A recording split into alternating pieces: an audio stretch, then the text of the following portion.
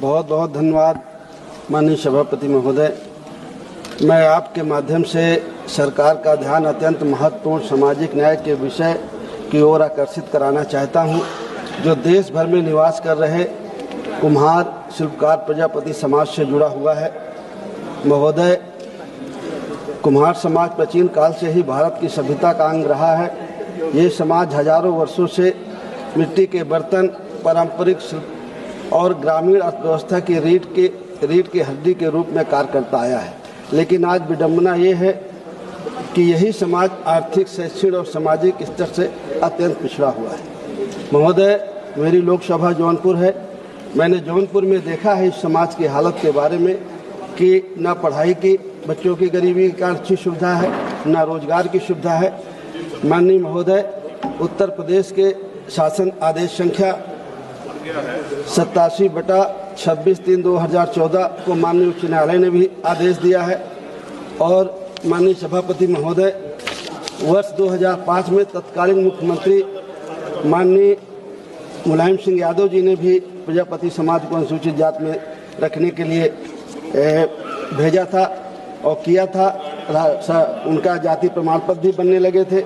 उसके बाद हमारे राष्ट्रीय अध्यक्ष जो मुख्यमंत्री थे श्री अखिलेश यादव जी, उन्होंने भी अपनी सरकार में प्रजापति समाज को अनुसूचित जाति में शामिल करने के लिए पत्र लिखा था। महोदय, वर्तमान में उत्तर प्रदेश में अनुसूचित जाति को 21% का रिजर्वेशन प्राप्त है।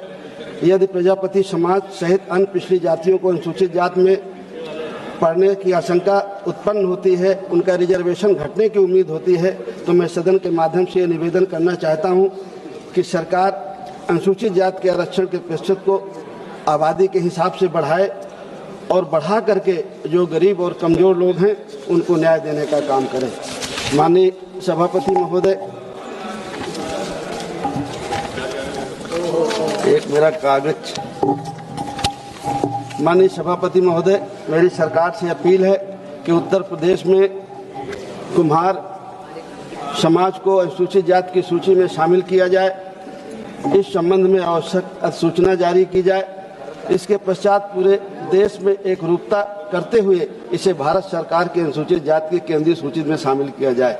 जब तक ये समाज की प्रक्रिया पूर्ण न हो, तब तक इस समाज को शिक्षा, रोजगार और समाज की कल्याणकारी योजनाओं में अंतरिम लाभ प्रदान करने की कृपा की जाए। अतः मैं सरकार से निवेदन करता हूं कि इस समाज की दयनीय हालत को देख करके इन्हें अविलंब अनुसूचित जाति की सूची में डाला जाए। बहुत बहुत धन्यवाद।